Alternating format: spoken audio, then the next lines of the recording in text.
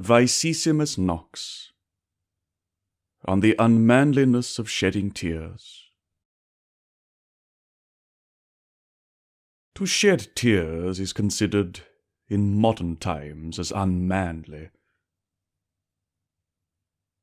Though the greatest men recorded in antiquity are represented by the poets and historians as commonly giving vent to their sorrow by the fountains of the eyes.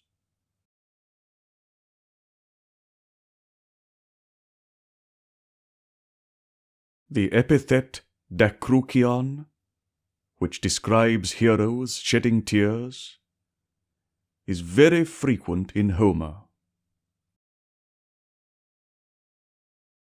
Ulysses is represented by him as excelling all others in understanding. Yet Ulysses sheds tears most copiously. In describing his sorrow in Calypso's island, Homer mentions his tears 3 times in the course of 7 or 8 lines. His eyes from tears were never free. With tears and sighs and grief he pined away. As o'er the sea he wishful looked, he wept.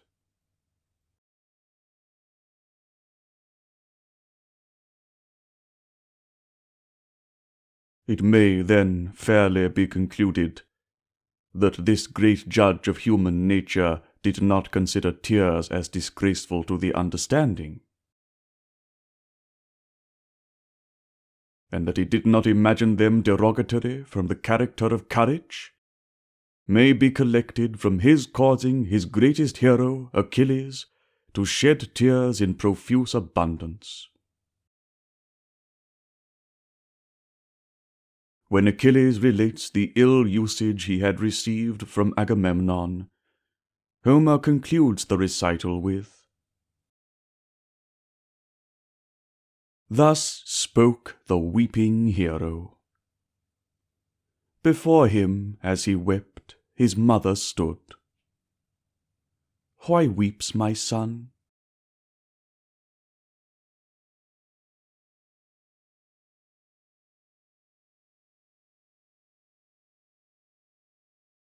Many other instances might be brought from Homer, from Virgil, and the best poets and historians of antiquity, to prove that they thought the shedding of tears no diminution of their hero's character, either with respect to the understanding or the heart.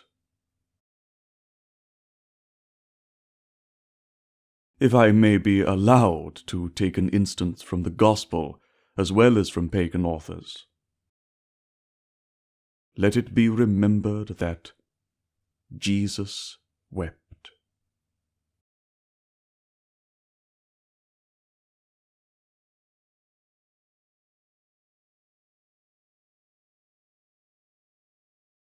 It was an observation of ancient wisdom that good men are very apt to shed tears.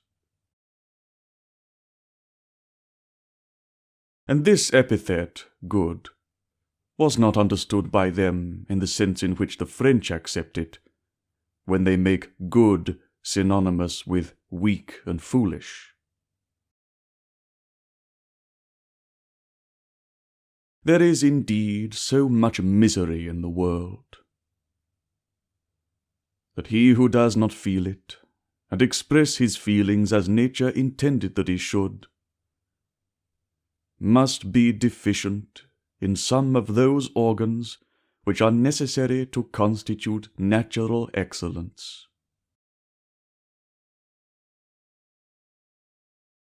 The strings which should vibrate are relaxed. The heart that should be penetrated is petrified.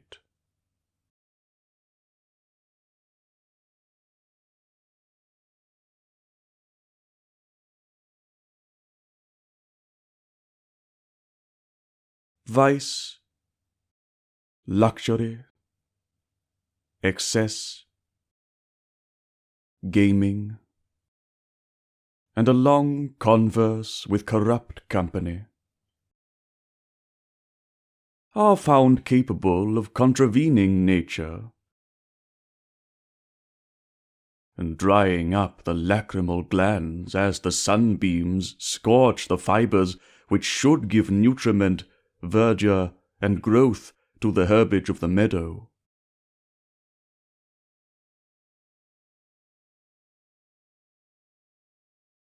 But let not those, in whom this unnatural alteration has taken place, plume themselves on superior sense, courage, fortitude, or philosophy.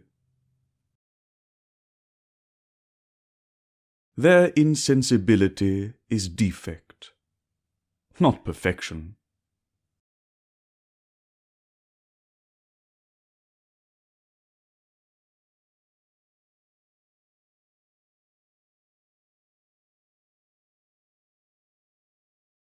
Let us take an example of man's natural sympathy in an actual state of nature. The voyages to the southern hemisphere afford many such examples. There you will observe men who are ready to face their enemy in the most dangerous battle, weeping with peculiar bitterness of sorrow at every domestic calamity.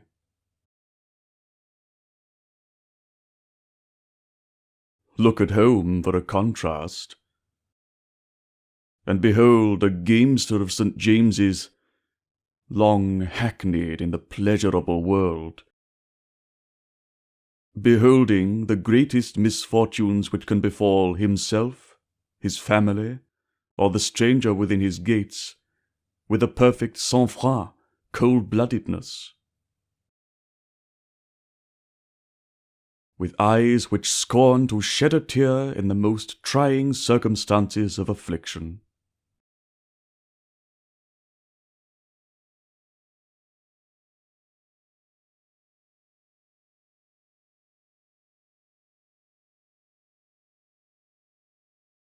Hardness of heart and insensibility of temper conceal themselves under the appellation of manly fortitude.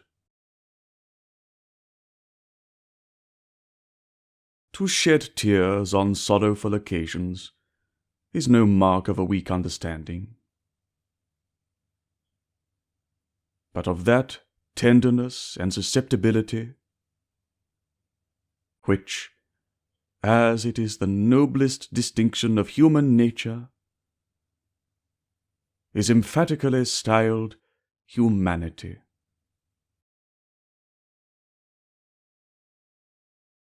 There is nothing admirable, but rather pitiable, in a heart which has undergone, by time and collision with the world, a kind of premature ossification.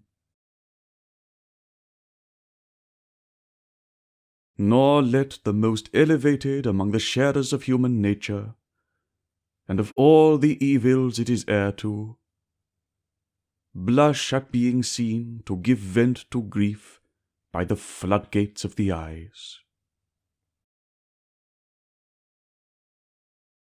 The lacrimal glands were intended by Providence for use as much as any other part of the wonderful mechanism of the human frame.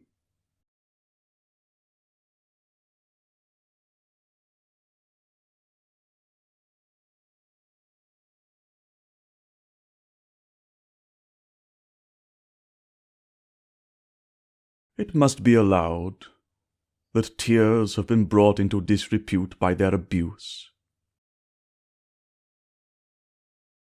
Very weak and very artful people have rendered them, in many instances, contemptible and suspicious. There are those who weep, from habit or affectation, on any and on no occasion.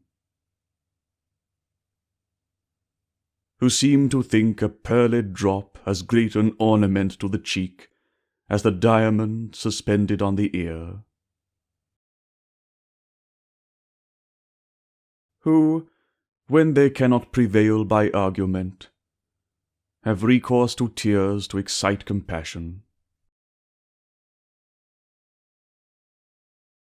who wantonly tamper with the finest feelings of the heart, and render sorrow itself ridiculous.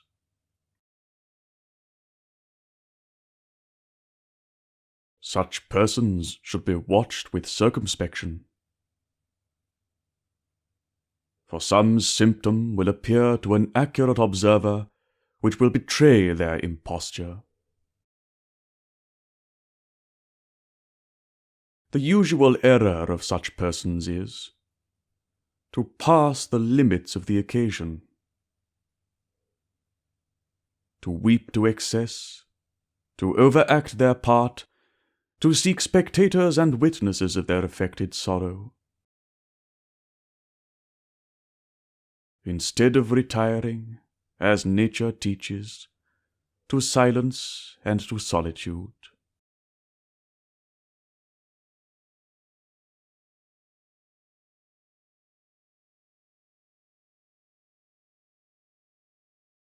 But let not the real mourner refuse to give expression to his feelings by the mode which nature powerfully recommends, through a fear of being suspected either of imbecility or artifice. Tears relieve the misery which causes them to flow. When philosophy, and even religion, have failed to assuage sorrow, a flood of tears has afforded consolation. The shower has fallen copiously, the clouds have immediately been dispelled,